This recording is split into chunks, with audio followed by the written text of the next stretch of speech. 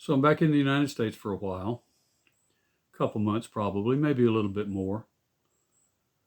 Going through some of my old things, and I found a trove of poetry that I hadn't read in a long time. I thought I would share some of it, and as usual, it's almost all. I think of the three today, I think one of them was actually written by a man, which is fairly surprising because they're all about love.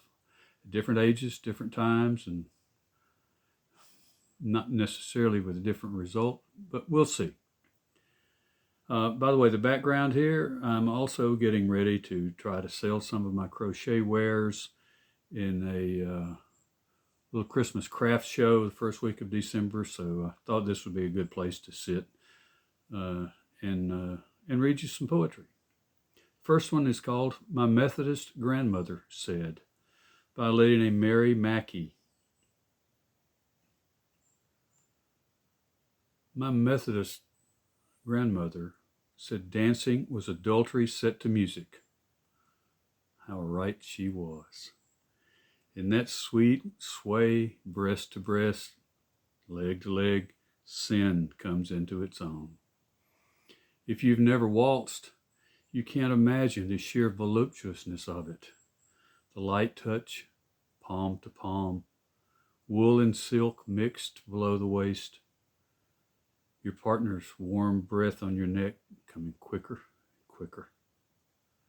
The strength of the man, the yielding of the woman, so incorrect, so atavistic, so unspeakably sweet.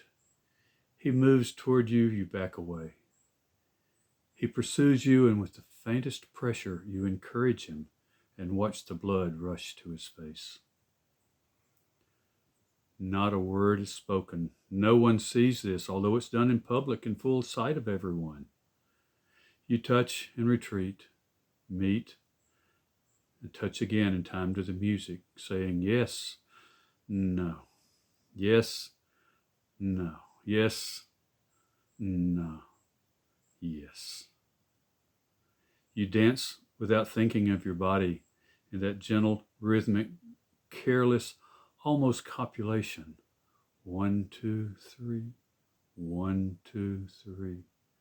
The longest foreplay in the Western world. My. It is no wonder, after reading that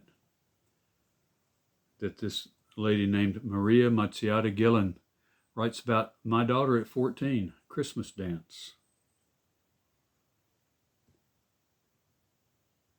Panic in your face. You write questions to ask him. When he arrives, you're serene, your fear unbetrayed. How unlike me you are. After the dance, I see your happiness. He holds your hand.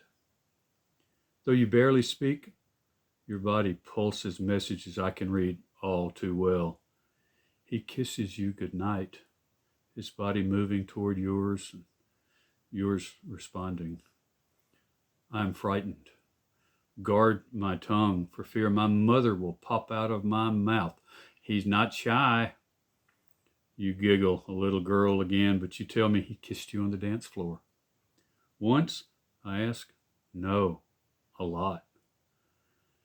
We ride through the rain-shining 1 a.m. streets. I bite back words which long to be said, knowing I must not shatter your moment, fragile as a spun-glass bird. You, the moment, poised on the edge of flight, and I on the ground, afraid. Every parent's fear, at least every parent of a daughter, and, okay, every parent. I misspoke. I can't leave it at that. That's too serious. It's too sweet. Way too reminiscent of my sometime before now years. So I've got to finish with a poem that's as southern as the South. It's as southern as mockingbirds. It's as southern as it can be without getting your feet wet in the Gulf of Mexico. It's that far south. It's called Half Rack at the Rendezvous by William Nodder. She had a truck, red hair, freckle knees, and took me all the way to Memphis after work for barbecue. We moaned and grunted over plates of ribs and sweet iced tea, even in a room full of strangers. Gnawing the hickory char, the slow smoked meat pulling off the bones, and finally the bones. We slurped grease and dry rubbed spice from our fingers, and then finished with blackberry cobbler that stained her lips and tongue. All the trees were throwing fireworks of blossom. The air was thick with pollen and the brand new smell of leaves. We drove back roads in the watermelon dusk and tangled around each other, delirious as honeybees working wisteria. I could blame it all on cinnamon hair or the sap rising, the overflow of spring, but it was those ribs that started everything.